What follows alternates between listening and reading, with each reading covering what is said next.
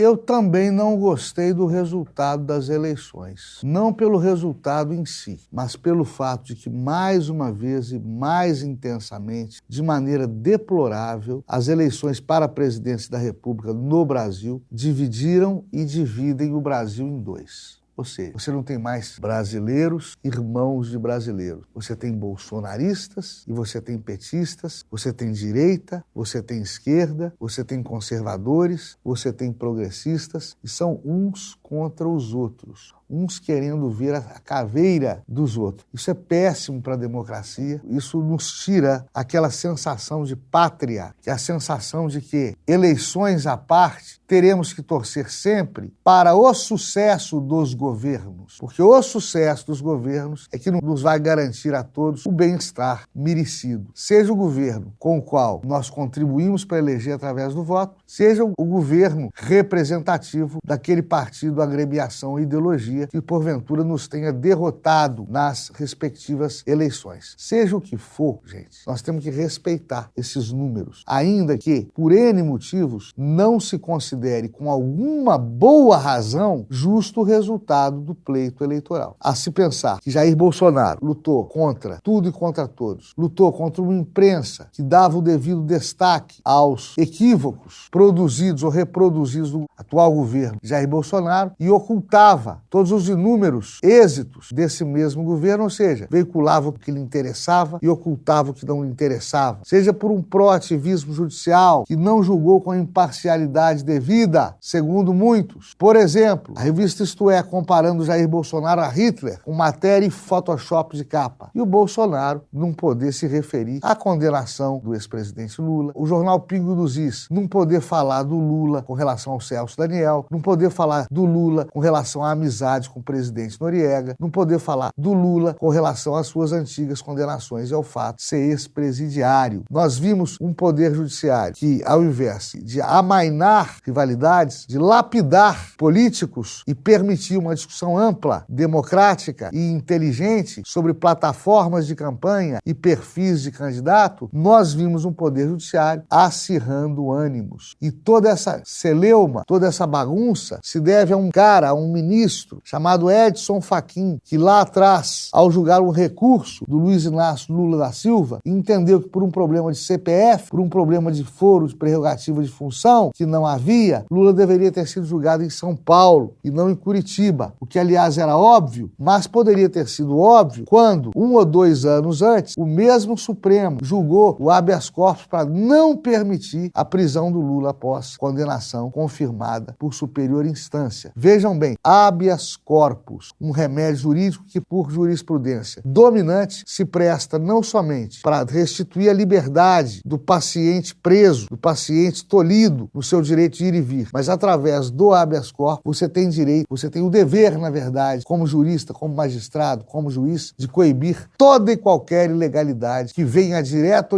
ou indiretamente, atual ou futuramente, poder influenciar no ir e vir das pessoas, poder influenciar no cerceio da liberdade alheia. Ou seja, era possível ao ministro Edson Fachin e aos seus pares, por ocasião do julgamento do habeas corpus do Lula, do qual se entendeu que ele deveria cumprir a pena de imediato, mesmo sem o trânsito em julgado. Naquela época, poderia ter se entendido da revogação da competência, inexistência de competência derivada do processo da Lava Jato, no que se referiu aos processos do sítio em Atibaia e ao triplex do Guarujá. Naquela época, o direito era o mesmo, os ministros eram os mesmos, o problema era o mesmo, a pegada jurídica era a mesma. No entanto, o STF, lá naquela época, demonstrando que é um tribunal jurídico, mas é, sobretudo, um tribunal político, o STF falou, tudo bem, Lula está errado, Lula está inelegível, vamos dar graças a Deus que ele está fora do prélio eletivo e vamos tocar o barco com quem a gente tem aqui. Quem que a gente tem aqui? Bolsonaro. Então vai Bolsonaro. É isso que se fez 2 ou 3 anos antes, quando Lula era ameaçado de ser preso para cumprir pena, coisa que acabou acontecendo, com ele mais de 1 ano detido. E detido ficou, e detido permaneceu, enquanto seu irmão falecia, seu netinho falecia. Não faz bem para ninguém ver um dignatário da República, um ex-presidente da República, um dos homens que ditou as regras da economia e da política mundial por 8 anos no Brasil, na América Latina e no mundo. Não faz bem a nenhuma república. Essa mania de prender e de empichar presidente e ex-presidente, isso é uma coisa absolutamente terceiro-mundista. Absolutamente terceiro-mundista. Não se deve fazer esse tipo de leitura sobre o adversário. Ah, ele que se ferre. Não, acabou a política. Podemos usar aí remédios constitucionais ou não, podemos nos revoltar ou não, podemos até impedir, por meio de política, por meio de manipulação de órgãos de mídia e de opinião pública, podemos até impedir o senhor Lula de governar. Mas aí nós estaríamos incidindo em outro erro muito bem diagnosticado pelo nosso presidente da República. Nós não podemos, nós, setores conservadores, nós que não somos militantes de esquerda, nós não podemos nos igualar aos adversários, porque nós estaríamos nos igualando por baixo. Dê o seu like, clique na sinetinha e inscreva-se no canal.